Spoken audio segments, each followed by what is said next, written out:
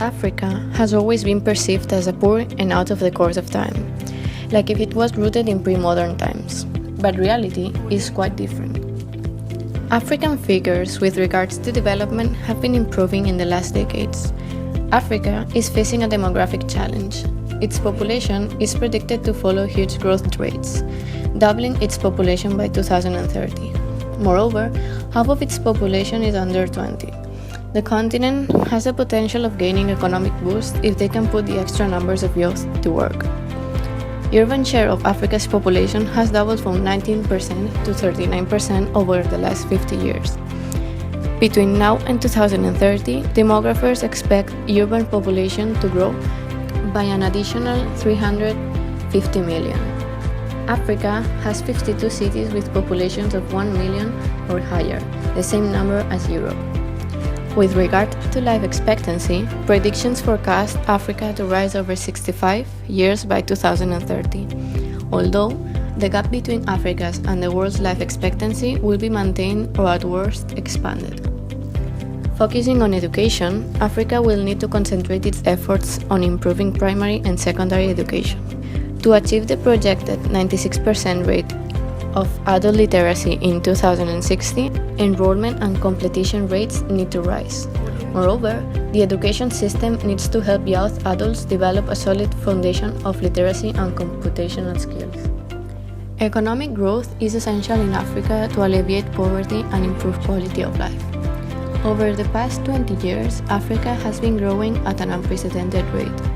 The proportion of people living in poverty has fallen from over 50% in 1981 to less than 45% in 2012. These numbers are expected to drop by an additional 5% by 2030. This transformation has allowed for the emergence of middle class, considering those who live with between $2 and $10 a day.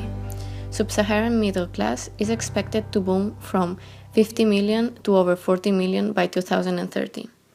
These developments have been accompanied by a continuous GDP growth and a private sector enlargement. Potential for conflict is likely to remain high because of the probable large number of ethnic and tribal minorities. Extreme inequality and social exclusion will increase the state's vulnerability to conflict, which in turn reverses development gains, limits governance capacity, and destroys infrastructure.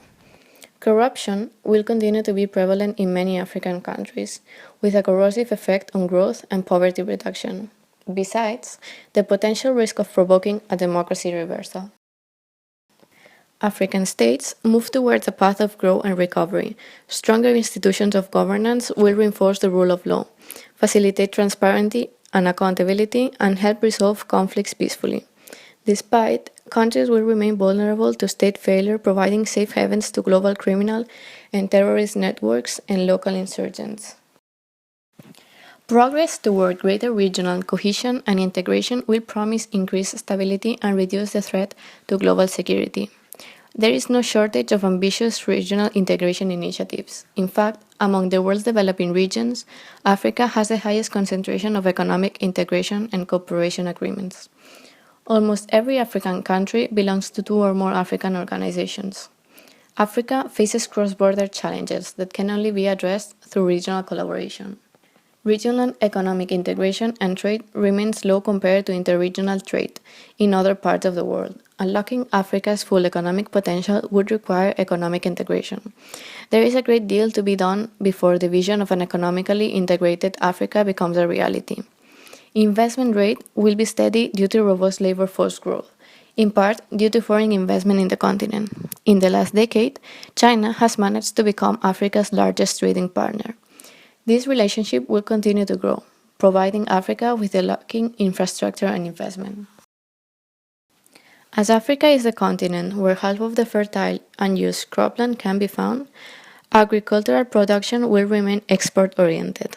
At the same time, new technologies and plenty of necessary resources will increase both production to export and internal consumption. Agriculture is not a development or social sector program. Neither is it a way of life. Agriculture is a business. And we must take a full value chain approach from the farm to the table. Africa should not be a consumption center. It must be an agro-industrial center. If African governments keep on the same path, hunger and malnutrition levels are predicted to decrease. Also, it is expected that African countries will seize opportunities for greener and more sustainable growth to become more resilient in the face of climate change.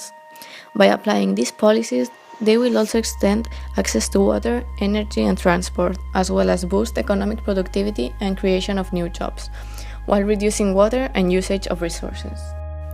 Africa has much potential to be unlocked, and if it does follow the correct path, will allow for further development.